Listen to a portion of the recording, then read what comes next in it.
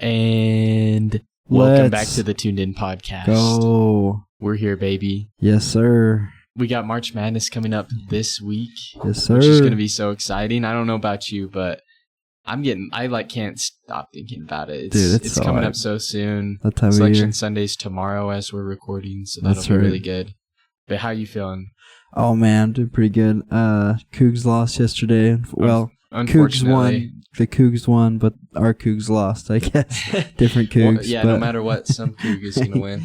Yeah, so I don't know. It's been a fun week though. Lots of conference tournaments going on. UVU, then the WAC. UVU might win today. The state of Utah might have 3 teams in, and it won't be Utah, which is a win for us. So oh yeah, let's go. Good time to be alive. Well, we have an exciting episode for you today. Of course, we'll go over our tracker, the games we have coming up in this next week. We have 4 games. We'll go over our past week's games first, and then we'll talk about our upcoming games. And then Andrew's got our player of the week for this week. And then we got a little bit of Jazz news, nothing too exciting, but we'll talk about some NBA stuff. And then, as we've been doing our last couple episodes, we'll go over some players that you want to watch in March. And then we'll close out with some local sports. Make sure to follow us on all the Spotify, YouTube, Amazon, anywhere you can find your podcast. Give us 5 stars and definitely stay tuned in during March Madness. We'll give you good coverage on that and also the Jazz as we hopefully get towards the end of the season, get that good draft pick. And this is episode 66 of Tuned In Jazz.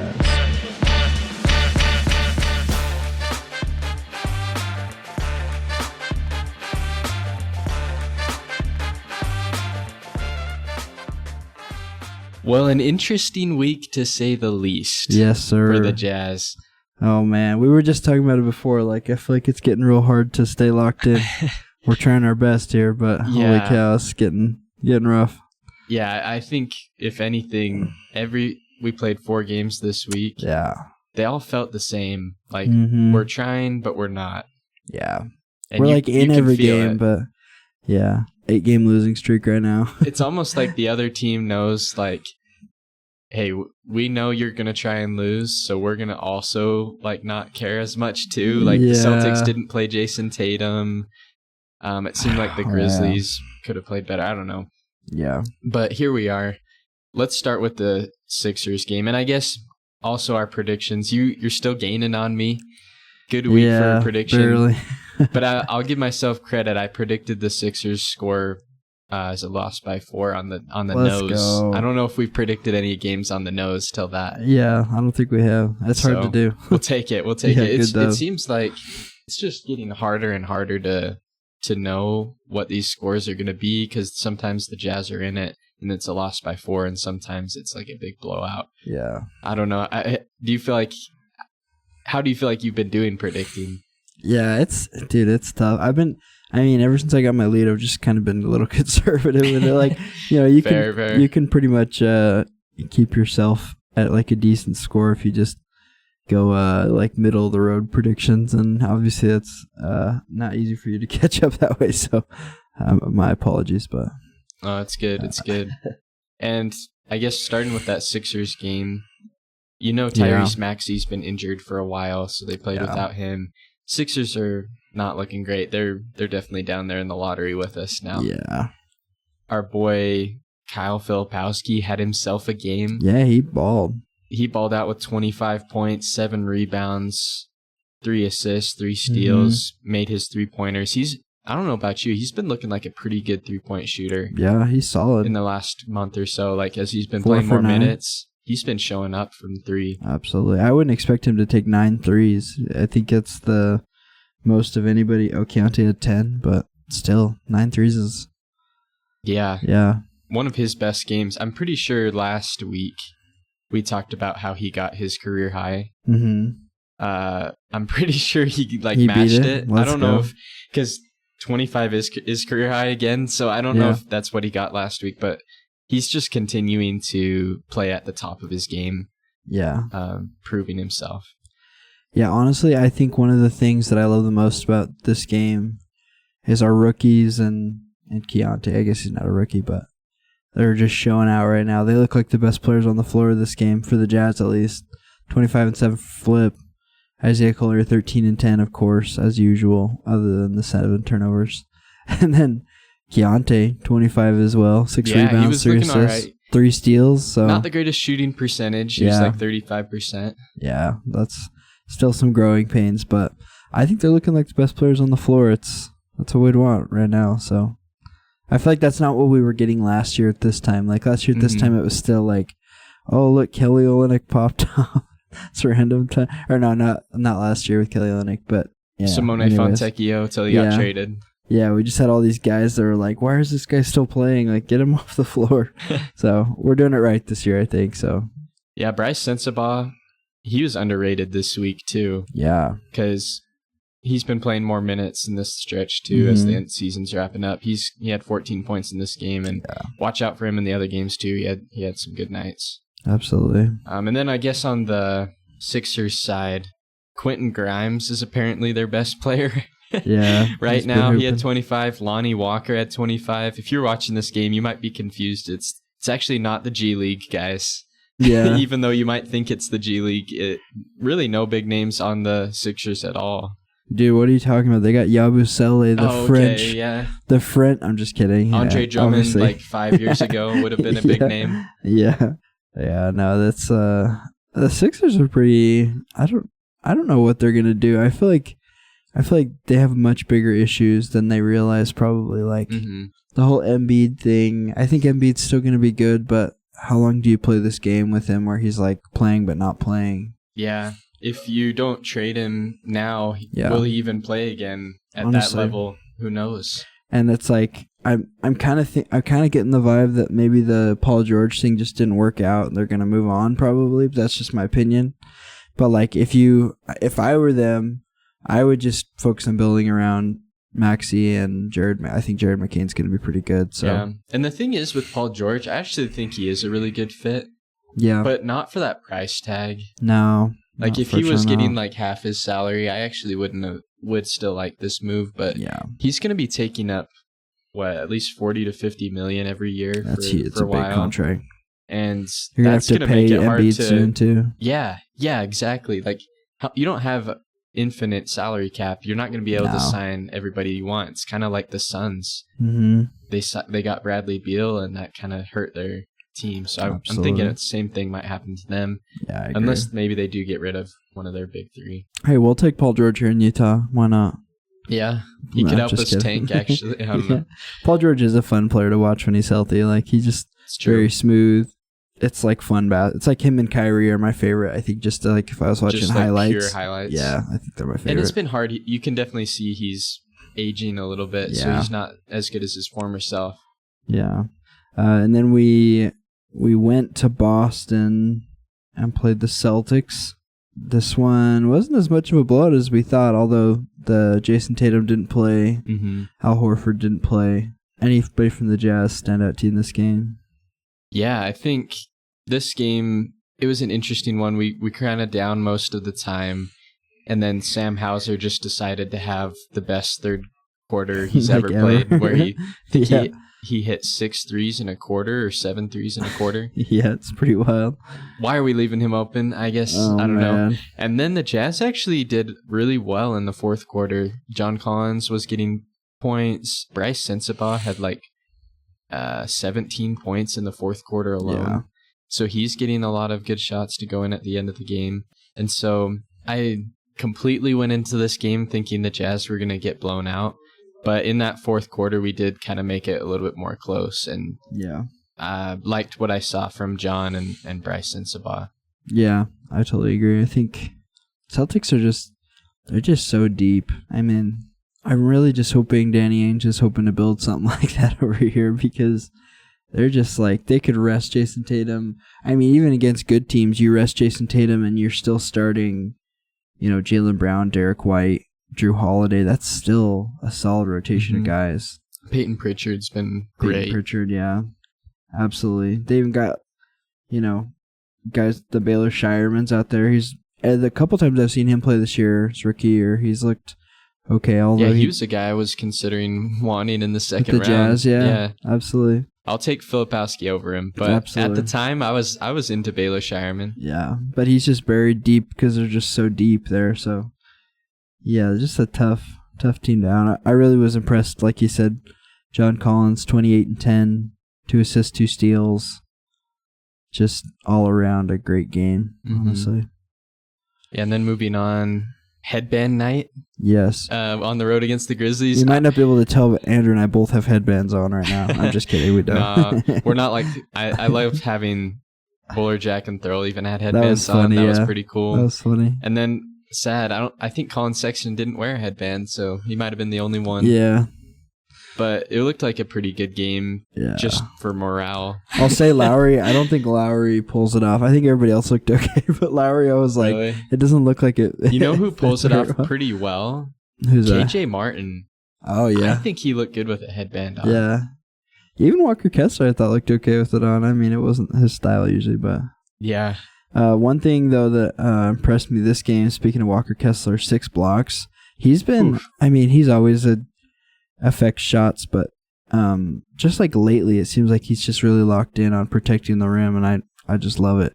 14 rebounds on top of that, 5 assists, 9 points. Yeah, if we were a playoff team, I think he'd have to be in Defensive Player of the Year conversations. Absolutely. We're just not a good enough team. Yeah, absolutely. But and then John Collins followed up this last game with another good one. Absolutely. 22 and 7 for him. Yeah. And then Colin Sexton as well, 22 and 7 for him. So 7 assists.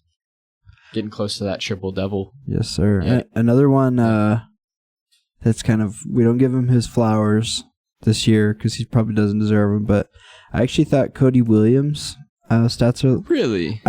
5 points I know is not great, but 4 rebounds. 6 rebounds, a steal and a block. Only took 5 shots, made 2 of them. I mean, at least if you get in the game, you can start doing some, like, getting rebounds, like steals and blocks. I like it a little more. Kind of affecting more than just what's on the stat sheet. Yeah. So, we talk a lot of trash on Cody Williams this year. Probably deserved, but maybe he's looking a little better, just like an inch better. Oh, no, for sure. And I think what I've just told myself at this point with Cody Williams is to completely shift my expectations. Yeah. Like, don't expect really much from him right now. Yeah. But see the potential and maybe wait a year or two. Yeah. I don't even know. Honestly, I don't even know if next year you really want to give him high expectations either, because it just seems like he's a little bit far off from where we could have him. That's the thing about the NBA, though, I feel like, is like players make huge jumps all the time from year 1 to year 2. Mm-hmm. And so you never know. I mean, at this point, he's had pretty much a whole season of NBA training, coaching, dietitians, all those things. You give him a whole off season to work out with the Jazz and get some more skills. Maybe he does another summer league. You never know. He could make a jump. Maybe drinks the same water as his brother Jalen. Yeah, maybe. That would help. That's true. He does. He's in good company of this, even with his family. So, I don't know. I mean, fingers crossed that he figures it out this summer, because we need him to be what we drafted him to be. So. Mm-hmm. Yeah, and then at least this game, the Grizzlies pretty much had their whole team play, minus arguably their best player, Jaren Jackson Jr. Yeah. So I think he might have been hurt. Yeah. But Ja gave us a night. He had 28 and 7 assists. Desmond Bane, same, 17. They're playing pretty well. Luke Kennard had 30. Mm-hmm. So I don't know. Apparently the Jazz just love to leave shooters open. Yeah. Yeah, for Luke Kennard and Sam Hauser just balled on us this week. Yeah, for a team that has a lot of white guys, we sure leave those white guys open on the other side of the floor. Yeah, we got to figure that out. Maybe we thought he was on our team. I don't know. That was the problem. Yeah. And then last game of the week was last night. Yep. Back at home against the Raptors. Yes, sir. Oh, Canada. OJ Abaji was sitting there on the bench. We wish he could have gotten the game. Yeah. Yeah, pretty, not a lot going on. I was impressed by Filipowski again, hit 18 and 11, block, 2 steals. Isaiah Collier as well, 16 and 8 and 5. Somebody eventually is going to get a triple-double on our team. And I thought it was going to be between Collier and George, but it looks like everybody, I don't know, maybe there's like a competition in the locker room to see who could do it first. But I don't know. Pretty close game, though. We got within 6. Kind of seems like we threw it at the end a little, probably on purpose, but not allowed to say that, so maybe not. It's okay. At least we didn't have one guy kill us like the other couple games. Yeah, that's true. Maybe. Scotty Barnes, Emmanuel Quickly did pretty good. Honestly, the Raptors, they're not a good team either. No. But the thing with them is, I wonder, they have Scotty Barnes, who's an all-star last year. This year, he's just been okay. I'm wondering for them if, is Scotty Barnes really the answer for them, or are they going to have to kind of start over again? Because they had the Rookie of the Year. They probably thought they had a big guy. Yeah. I don't know what that'll be now for them. Well, and I just don't, looking at the whole picking up Brandon Ingram thing, he didn't dress for this game. Like, why? Why would you trade for this guy? Obviously we talked about, teams aren't necessarily, pulling out all the stops for the Jazz, but it's and they paid him too, right? Yeah. Yeah, they did. I think they did. So it's why wouldn't you? It's a free win. The game shouldn't have been this close if the Jazz weren't trying to lose. Chance we probably could have made this game a little closer. I don't know. The Raptors just seem like they're kind of in disarray right now, to be honest. Yeah. But anyways, I guess 4 losses in a week. Yeah. It put us up pretty high in the Tankathon. Yeah. I think where we stand right now, we are kind of tied with the Wizards. We have one more win than they do, but one more loss as well. The nicest thing is, so we're technically tied for first, even though we have one more win and one more loss than Washington. I guess it evens out. But we're 2.5 games ahead of Charlotte in 3rd place. So if you haven't heard us talk about this before, Jazz really only need to be in the top 3. We don't necessarily have to be number 1. Top 3 is equal odds for the number 1 pick, 14%. So I feel pretty good. 2.5 games ahead of 3rd, 3 games ahead of 4th. So I'm not tripping too much. I feel pretty good, honestly. Yeah, and this is pretty crazy. In the last month, Washington has won 6 games. Oh my gosh. 5 games. Yeah. They beat Brooklyn, Charlotte, Utah. We remember that. The Raptors and the Pistons.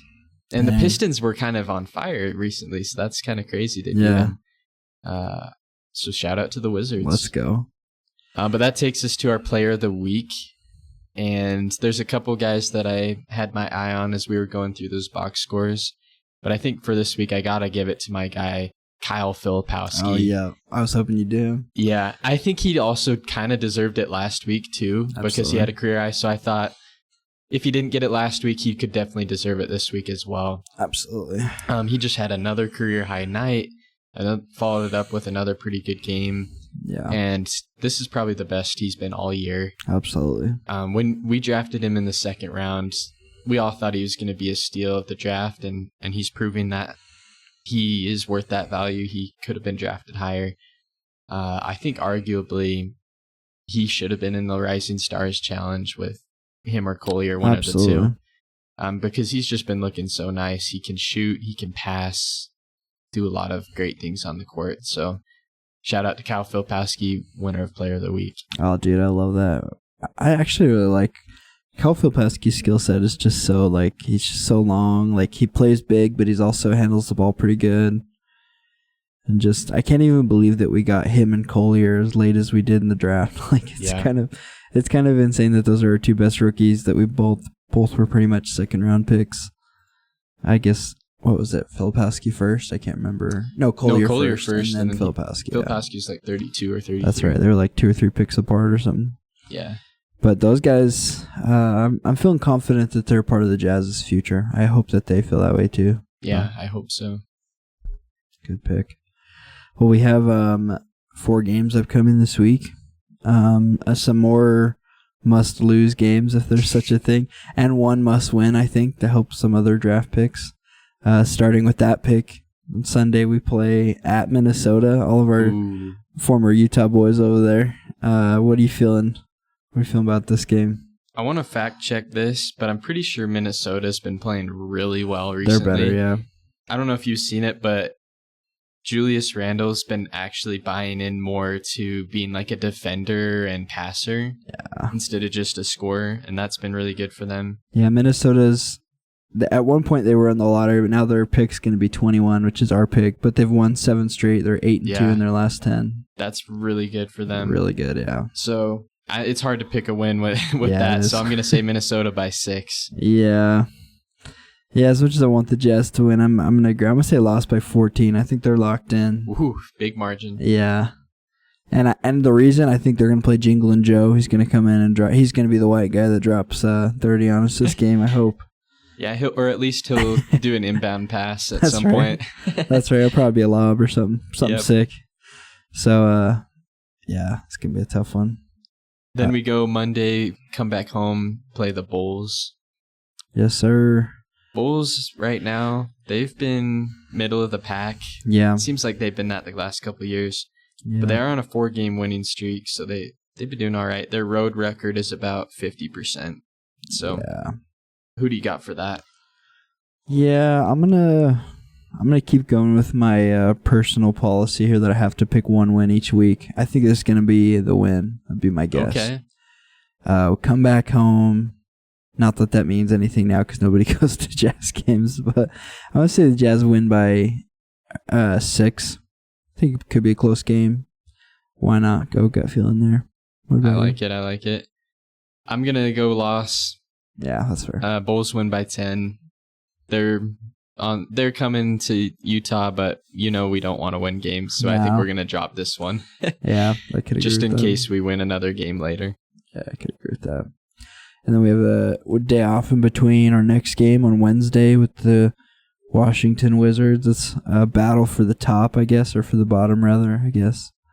What do you feel about I this think game? the Jazz are going to win this game. Ooh, okay. I think I respect that. Since they lost the last Wizards game on the road, I think they're going to try and split it 50-50. Yeah, that's fair. That being said, I could definitely see us. This might be a rough game to watch. Oh, dude. I don't know if you remember last year when the Pistons and Wizards played.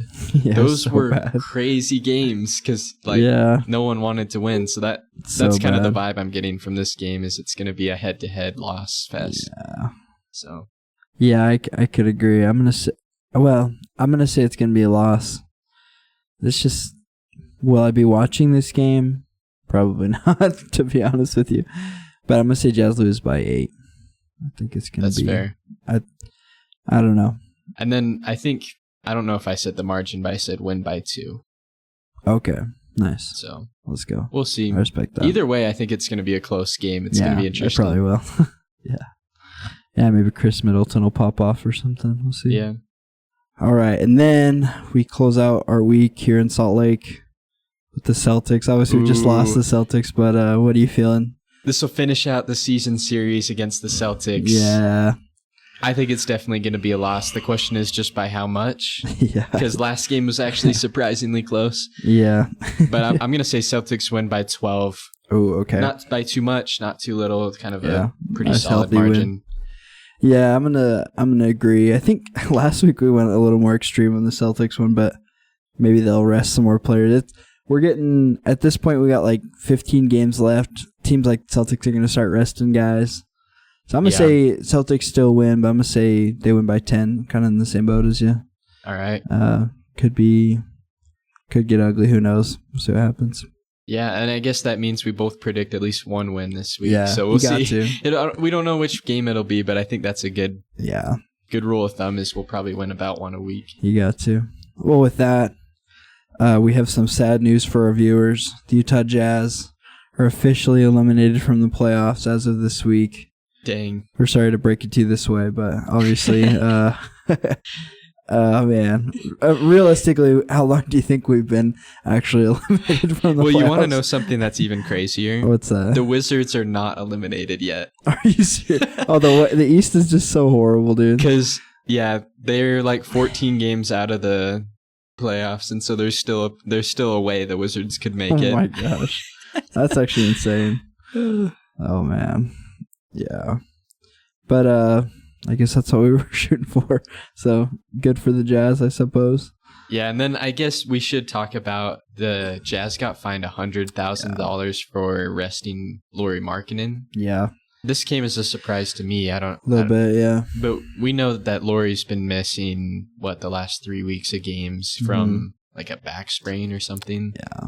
Not a crazy injury. I guess the NBA doesn't buy that. Yeah. Do you buy that? I don't buy it, although I'm just a little confused because I know that the rule had some stipulation about like all-star players. But Lauri was an all-star 2 years ago. Like we've had 2 whole all-star weekends without Lauri, so I don't know. I guess he's that caliber of player, I guess. I don't know. Yeah, it just says a star. I don't think it really defines it. Oh, really? So maybe since he was our leading scorer, he counts as a star. Yeah, that's true. I don't know. It just seems... I guess that's the rule. We want players to play. We always complain about that, but I don't know. It seems like a weird time to start harping on it, but... Yeah, this is a quote from like the NBA policy. It says, unless a team demonstrates an approved reason for a star player not participating in a game, then it must comply with the rules set forth. The rules are that stars are available for national TV games. Don't got to worry about that. Yeah. Balance between home and road games for absences of star players, making sure that resting players who are healthy are still visible to fans. Finally, teams not shutting down players long-term in a way that impacts the integrity of the game. So maybe that's what they're saying is they're just shutting him down for too long of a period, even though maybe it was at first a good reason. Yeah, I could understand that, I guess. Yeah. The league's also investigating Philadelphia and Oklahoma City, apparently. 2 teams in very different situations. I wonder who Oklahoma City...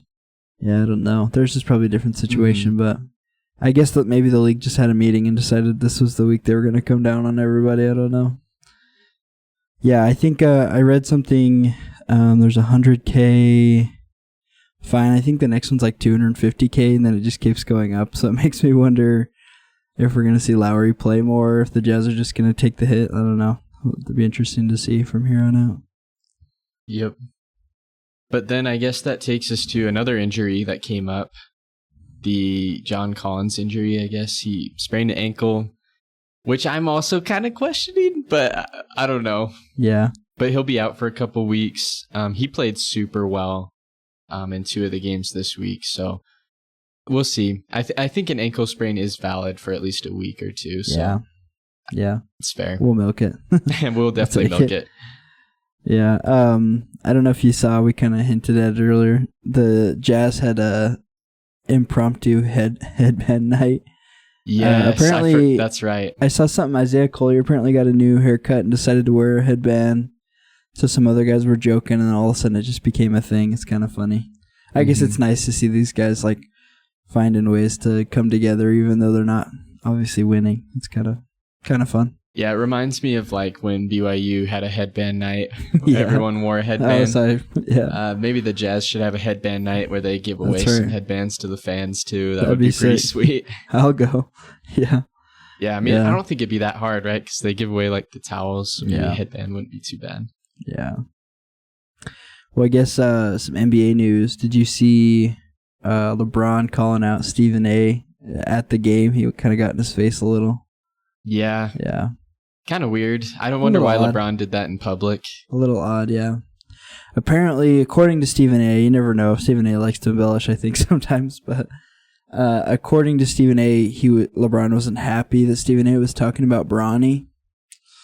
I don't know. My opinion on the whole thing is, like, I don't think LeBron's necessarily helping Bronny. Like, LeBron is the reason that Bronny got thrown into this situation, which... You know, you could argue that that's what a dad should do.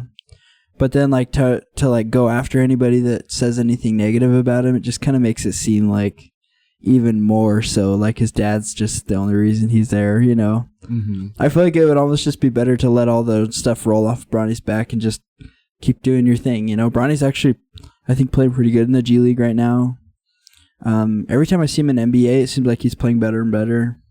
Yeah. So I don't know. It seems odd that LeBron would choose this time to bring it up, but Yeah, I also think like just doing it in public's kind of interesting. I think he probably is just like just getting the most of his emotions. He sees Stephen A. He's like, all right, I gotta tell him that he gotta stop talking about my son or whatever. Yeah. But yeah, definitely probably just something that's more emotion than he's got to have his anything. number. There's no way he doesn't have his number. Yeah, they can talk at another time for sure.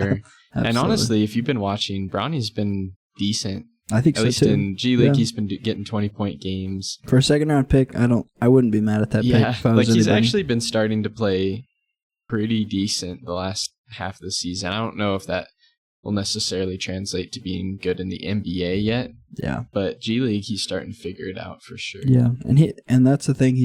I think he's still only 19, so it's like it's hard to be mad at that progression. Most guys aren't ready for the league. Arguably better than Cody Williams. I could agree with that. Very arguably. Well, Steph hit his 4,000th three-pointer. Do you think anybody's ever going to touch his record by the time he's done? I don't think so, but the way the NBA is going, who knows? Because we just keep shooting more threes every year. That's true. But I think he'll be untouchable, kind of like John Stockton. Yeah, I think LeBron, Steph, and Stockton are all going to have records that are untouchable by the end of LeBron's going to get a couple thousand more points probably, and Steph's going to get, who knows, he might get 1,000 more threes. He doesn't really look like he's slowing down, and it's insane. If you're an NBA fan, just appreciate it while we have it, because these guys are not going to play forever. So it's awesome. That kind of turns us to, like we've been doing the last couple weeks, we're going to give you some players in March Madness that you should watch as a Jazz fan. Yes, sir. And as a basketball fan, too, I would say. Yeah. So, in addition to that, we're also doing our own Tuned In Jazz podcast bracket group. So, we'll make sure to look at that on Instagram. We'll post the link to it, and you can join. Play against us in March Madness. See how good your bracket fares. That'll be good. Yeah. But let's get into some players that we should keep our eyes on. Absolutely. We'll start with, you got to start with the defending champs, UConn freshman, probably their best player, Liam McNeely. Mm-hmm. Just a little overview. He's 6'8", from Texas, small forward, 185.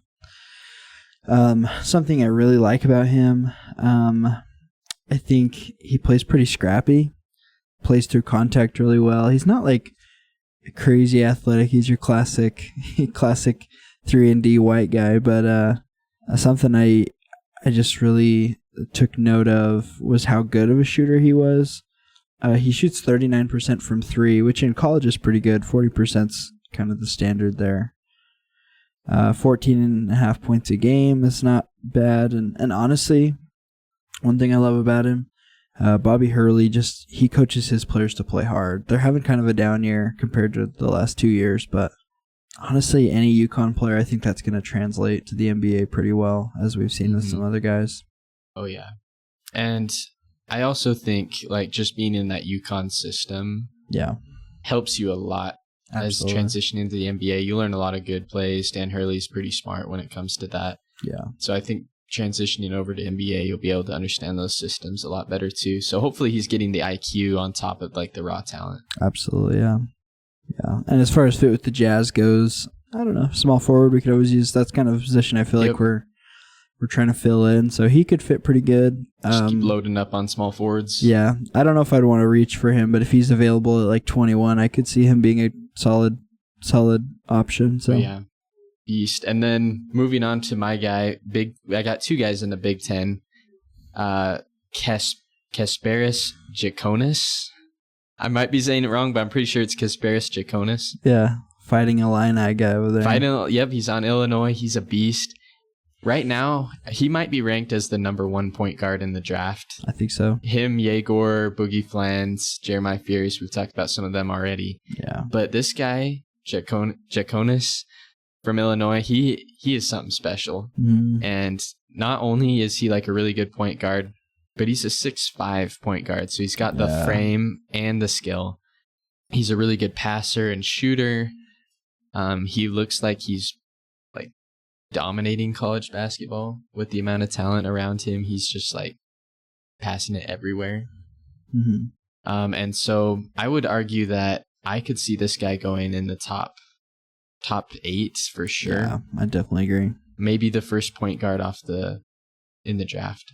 Yeah. But I think probably his biggest strengths are his passing and shooting, and then maybe his weakness could just be like his strength and athleticism a little bit. Yeah. Because he is a good finisher, but I think he could put on a little bit more muscle and be able to handle himself in the NBA a little bit more with that. Yeah. But that's something that a lot of NBA teams, they've got trainers, they've got people that can do that. As far as his fit with the Jazz, I think he could still have a really good fit because he's a good player. Yeah. Right now, I think we need more facilitators. Absolutely. Isaiah Collier's shown us this year that when we have a facilitator, it makes the game a lot better. Absolutely. So I think he could fit along great. It's have to be at our point guard position, though, so we'd have to slide probably Sexton, Clarkston. Somebody's got to probably be traded to replace him. So yeah, I still think there's big question marks on both of our point guards on whether or not they're starting quality point guards in the NBA. I think they have potential to be. But if we find a guy who has all the skills to become that pretty quickly, I don't see anything wrong with fitting him in ahead of them. I also think, to your point, he's probably a top 8 pick. I think it's just really hard for NBA people to evaluate European players because they have such a different skill set. And yeah, I don't know. It's kind of just hard to know. I mean, and teams are excited to draft him because it's gone so well for a lot of these guys recently. So it could be interesting. Yeah, but I'll also say he's a guy you should keep your eye on as a Jazz fan. Absolutely. And as a basketball fan. He's going to be fun to watch in the bracket. And could upset some teams. Illinois is going to be pretty good, I think. Actually, I'll stay with Illinois. One of my guys that I was planning on talking about, Will Riley. He's their shooting guard, 6'8".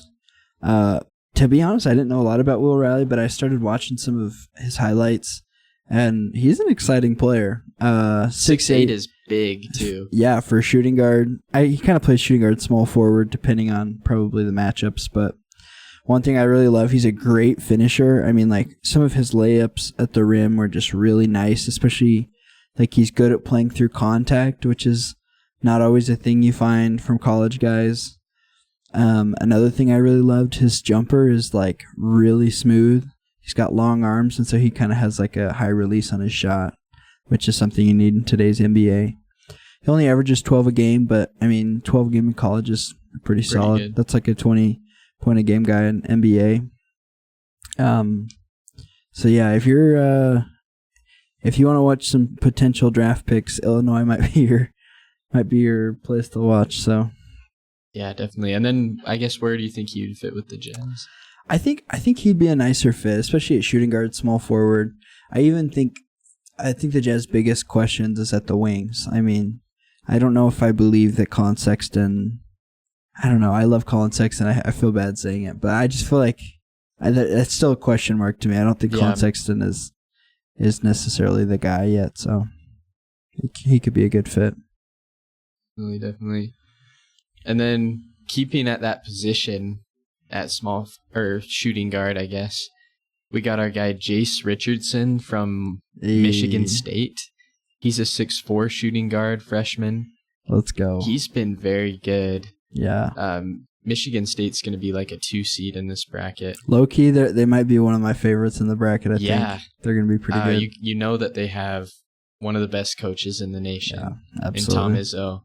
And Tom Izzo he's not trying to lose this year. No. I think he wants to win another championship. His teams always show up in March too. I mean, at least for a couple of rounds. So yeah, it could be good. Yeah, don't sleep on this team. Absolutely. But Jace Richardson, he's actually the son of Jason Richardson, who played for the Warriors, won a slam dunk contest. So he's got an NBA dad, and he's also a pretty athletic guy. He can shoot the ball really well from 3, at least from what we've seen so far. He's a big athlete, power dunker like his dad, but maybe not quite as big of a dunker as his dad. So I think you could argue that he's a little bit more calculated with his game than just power like Jason Richardson. Yeah. But he's been really impressive. I think he could fit on most any team.